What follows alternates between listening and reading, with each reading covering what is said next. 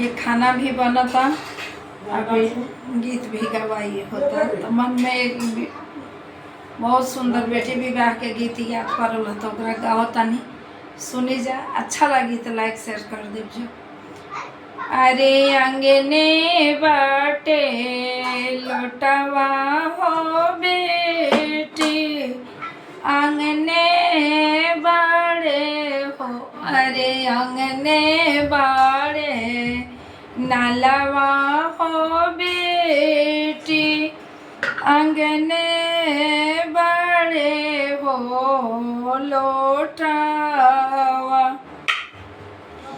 अरे जल्दी से नहाल हो बेटी, साजा नैले दुआरावा। अरे जल्दी से नहाल हो बेटी, साजा नैले दुआरावा। अरे नइखे उठत लोटवा ए आमा, नइखे चलत गो कालावा।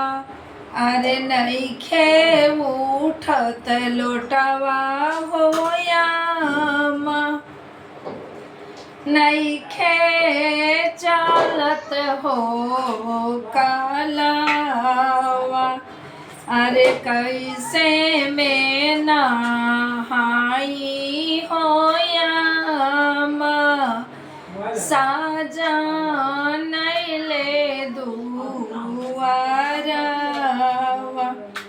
अरे कैसे में नहाई हो आमा, साजा नैले दुआरावा।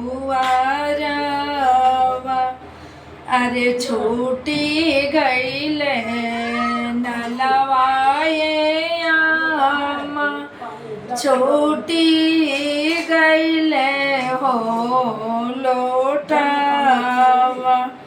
अरे छूटी गईले नलवाए आमा, छूटी गईले हो लोटावा।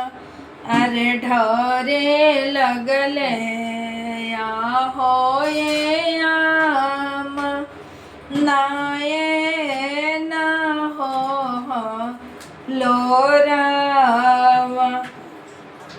अरे ढरे लगले, अरे फाटे लगले हमरो ये आमा।